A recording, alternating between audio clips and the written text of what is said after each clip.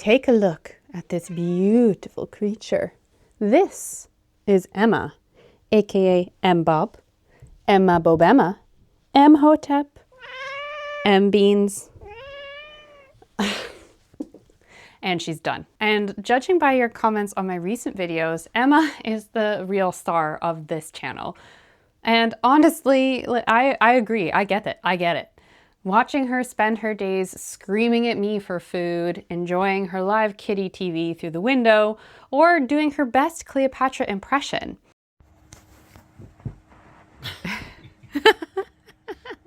That was perfect. Got me thinking about how I'm carrying on a time-honored tradition of cat worship, let's be honest about it, that is thousands of years old. And so today, in honor of Emma and her ancestors, we are digging in to the incredible, chaotic, and entirely true stories of history's most extraordinary cats. They were gods, they were royalty, they inspired poetry, they survived catastrophic wars, and now they rule the internet. Let's start with the original cat worshippers, the ancient Egyptians. The earliest known Egyptian cat goddess is Mafdet, who appears over 5,000 years ago during the First Dynasty. She was often depicted as a cheetah and was a goddess of justice. Her name means the runner, and her primary purpose was to rip out the hearts of wrongdoers and deliver them on a silver platter to Pharaoh. She was associated with the protection of the king's chambers and sacred places, which were seen as transgressors against the concept of justice or ma'at. Worship of her was prominent in the Old Kingdom during the reign of King Den. Her image appears on stone vessel fragments from his tomb, and she is mentioned in a dedicatory entry on the Palermo stone. References to the more famous goddess Bastet, or Bast, appear in the Second Dynasty. Her cult center was in Bubastis in the Nile Delta. She was originally depicted as a fierce lioness, warrior goddess of the sun, a role shared by another goddess, who is my personal favorite, Sekhmet. She is at the center of one of the best myths and stories to come out of ancient Egypt. In this story, Ra became angry with mankind and sent Sekhmet to punish them. However, she went a little bit too far, and once she started killing, she basically couldn't stop. She went on a bloody rampage that laid Egypt to waste and almost destroyed humanity, even after Ra reconsidered and ordered her to stop. So he had to get creative. Ra poured out a lake of beer and pomegranate juice mixed together in her way. This fooled Sekhmet into thinking that it was blood, and when she drank it all, she got so wasted that she passed out for 3 days. And when she woke up, her bloodlust had passed and humanity was saved. I mean, also probably because she couldn't be bothered, because I'm sure that she had a raging hangover. Eventually, Bastet and Sekhmet were merged into two aspects of the goddess Hathor, with lioness Sekhmet representing the powerful warrior and cat Bastet becoming a protector against disease, pregnancy, and childbirth, possibly because of the association of the fertility of the domestic cat. People would wear cat amulets to invoke Bast's protection and her blessing, and temples dedicated to her were located all over Egypt that housed and cared for hundreds or thousands of cats. But these aren't the only cat deities. Other ones include Pakhet, a regional lioness goddess of war from the Middle Kingdom, whose name translates as she who scratches. I actually almost named Emma this, but I reconsidered because I didn't want to really encourage her to ruin all of my furniture. Mut, or Mut, is the primordial mother goddess and wife of Amun-Ra, and was sometimes depicted as a cat or in the company of a cat. And the Book of Gates and the Book of Caverns both refer to a cat god named Muti, who protects the 11th division of the Juat and watches over the enemies of Ra.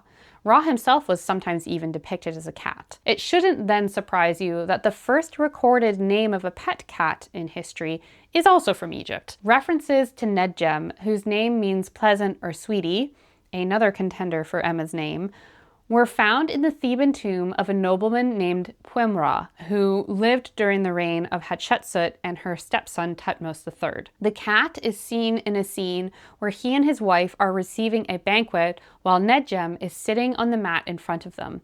Only the smallest hint of the cat is left due to damage, but it's enough to know exactly what animal is there. And I really want you guys to give me some credit for finding this image that I'm showing you, because I literally had to trawl through all the different pages of a digitized book to find it, because it is literally nowhere else on the internet. Depending on the copyright of that book, I might add it to Wikipedia actually. On a side note, this tomb, known as TT39, has been closed to the public since the 1920s, but they just finished a major multi-decade restoration of it in partnership with Mexican archaeologists who were using techniques that they developed for preserving Maya tombs to safeguard this one. They painstakingly cleaned and stabilized the walls, ceilings, and hieroglyphics, bringing back faded frescoes to life, and as of 2024, you can now visit the tomb because it's been reopened.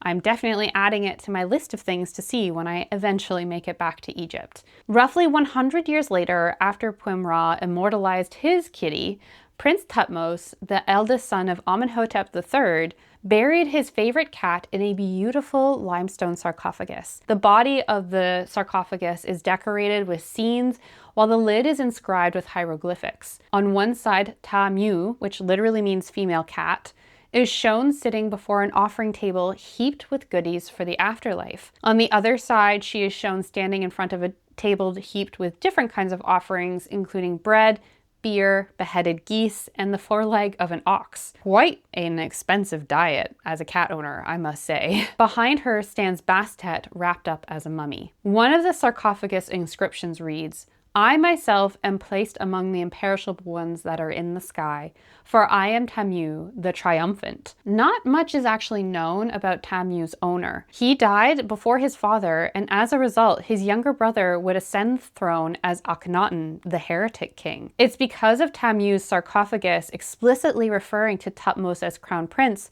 that we actually know that he was in fact the eldest son of Amenhotep. Evidence of pet cats is scarce in the archaeological record. But whenever they do pop up, they immediately garner attention and show us how these wee creatures have spent millennia doing whatever they want. For example, at 2 separate sites in England, we have found Roman-era terracotta roof tiles with cat paw prints in them, where the felines probably walked across the tiles while they were drying out, waiting to be fired. And while physical evidence like this is few and far between, there are plenty of stories of historical figures having pet cats, some of which are true and some are probably not. One that I've seen constantly pop up online was that Queen Cleopatra VII, that Cleopatra, had a cat called Tivoli, meaning gift of God. However, this story doesn't come from any historical records that we have from her time, and as far as I can tell, it seems to be made up. The red flag is Tivoli's name. It's not Egyptian. They don't have that V sound. And it also doesn't seem to be Greek either. As far as I could find, it might be Belarusian, but just because she didn't have that specific cat doesn't necessarily mean that Cleopatra didn't have any pet cats. I think it's more likely than not that she did, given that worship of Bastet actually reached its peak during the reign of the Ptolemies, but right now we just don't know for sure. The Prophet Muhammad is another alleged historical cat lover.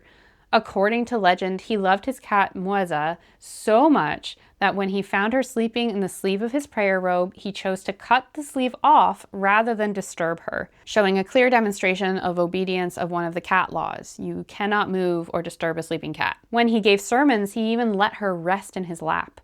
And he wasn't the only cat lover in early Islam, as one of his companions was given the affectionate nickname Abu Huraira, which literally means father of kittens, because of a story where he found a stray kitten and took it into his sleeve and took care of it. And interestingly, this is actually the only name that we know him by, as his actual personal name hasn't been recorded. So clearly, he really loved that cat and everyone around him knew about it. Muhammad's love of cats is often cited as the reason why Muslims are traditionally encouraged to cherish our feline masters. The Hadith, which are oral histories from the life of the Prophet, have recorded that a Muslim who mistreats a cat will be punished. As a result, the domestic cat is regarded as being ritually clean, and they are permitted to be kept by Muslims within their homes and other private and public spaces, including mosques. When I went to Istanbul a few years ago, there were cats everywhere. I even made the journey to get my photo taken with the statue of Tombili, who was one of the first famous cats of the internet. There are also thousands of Sufi stories that include cats. One I particularly liked that I came across is of a sheikh from Baghdad who was seen by one of his friends in a dream after he died. After being granted admission into paradise, he was asked by Allah if he knew the reason for this blessing. He recited all of his religious duties, but none of his acts of piety had saved him. Finally, Allah asked him, "Do you remember the cold day in Baghdad when it was snowing? And you were walking in your coat when you saw a tiny kitten on a wall shivering with cold, and you took it and put it under your warm coat? For the sake of this kitten, we have forgiven you." Proper reverence for our furred overlords wasn't limited to the Middle East, but extends all the way to Japan.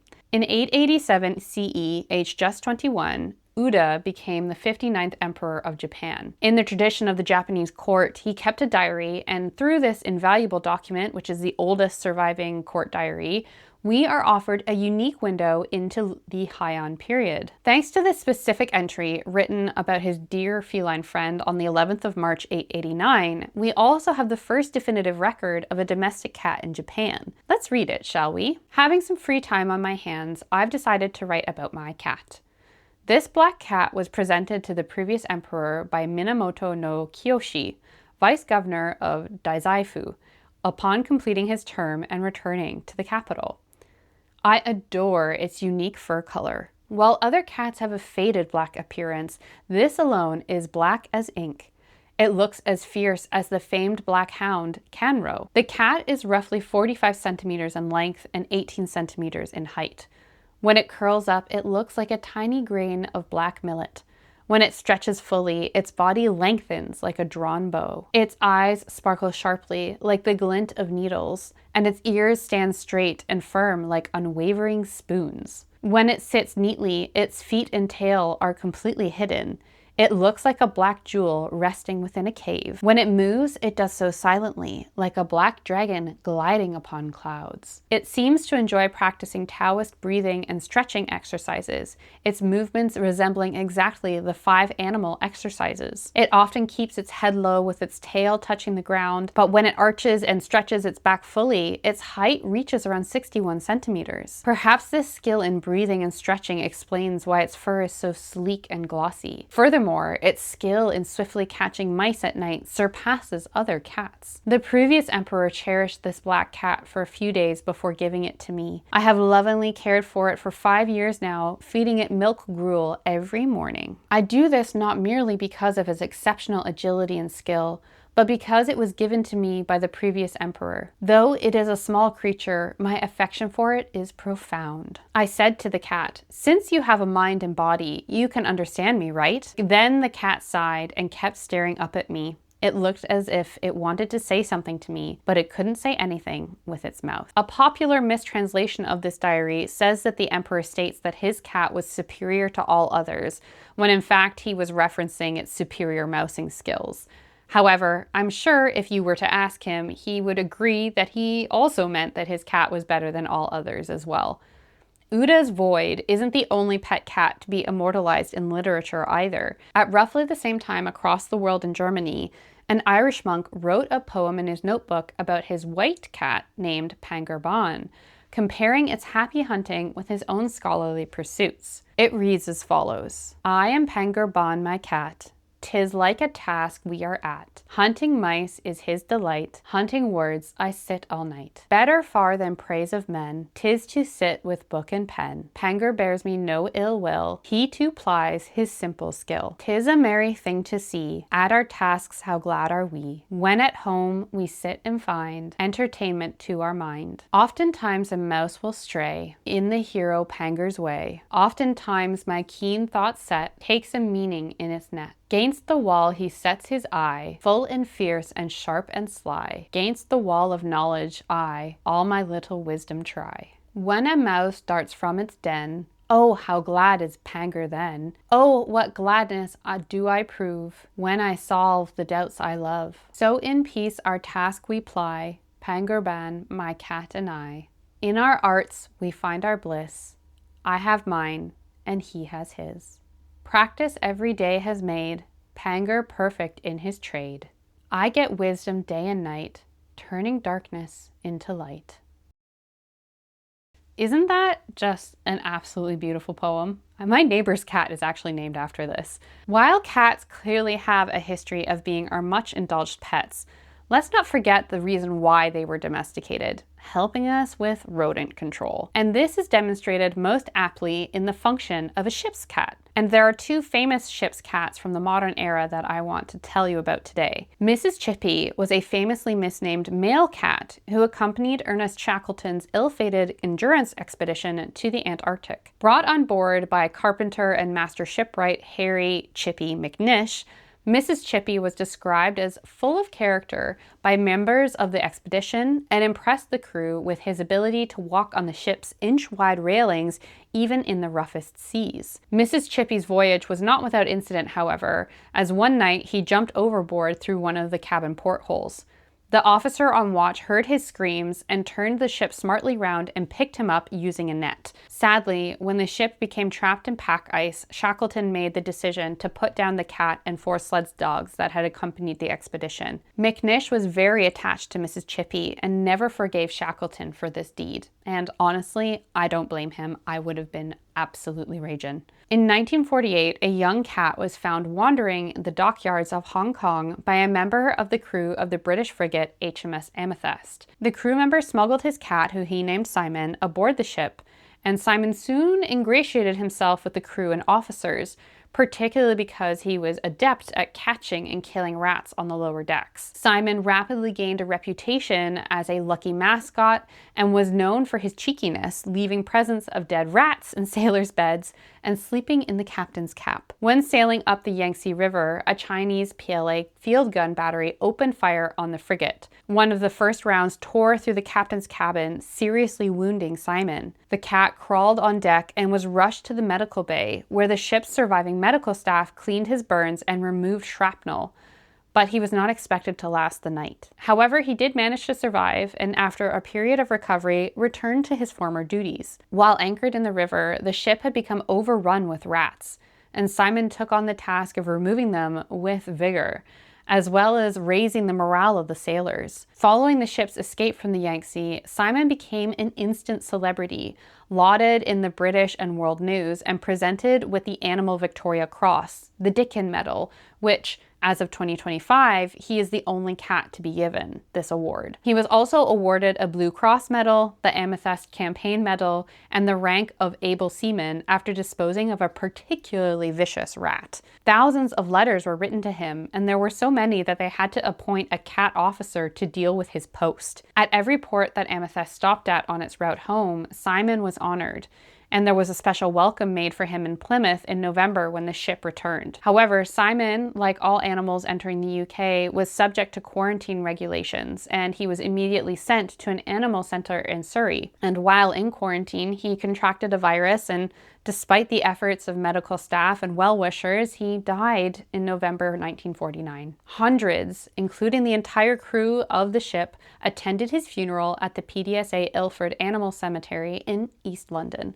And you might be wondering why I've not included Unsinkable Sam in this video, but that's because it seems like Unsinkable Sam probably in some variation did exist, but stories of him are kind of unverifiable. There's even photographs of him that I saw labeled as being Simon or Unsinkable Sam. So while he might have existed, it's kind of hard to track down the actual authentic stories about him. So that's why I didn't include him today. And then of course comes the internet, which has allowed us to take our appreciation of cats to a whole other level. Images, videos, and memes of domestic cats, and just cats in general, make up some of the most viewed content on the World Wide Web. I mean, I can see the evidence in my own videos. As I said, whenever I show Emma, there is a peak in viewer retention and comments about her. Research has suggested that viewing online cat media is related to positive emotions, and that it even may work as a form of digital therapy or stress relief for some people. Some of the research even shows that feelings of guilt for postponing tasks can be reduced by viewing cat content. So, which internet cat is your favorite one to watch? Grumpy little bub, Emma, who is conveniently away sleeping somewhere in the house. What do you think our descendants will think about us when they look at the overwhelming amount of cat content that we produce? Do they think we're the successors to the Egyptians? Let me know in the comments. If you think your cat belongs on this list, tell me about their legendary exploits in the comments. And don't forget to hit that subscribe or like button. And if you'd like to go even further and help support the channel, a super thanks or a Ko-fi donation are also appreciated. Thank you so much for watching. Stay curious, and I hope to see you on my next adventure inside archaeology.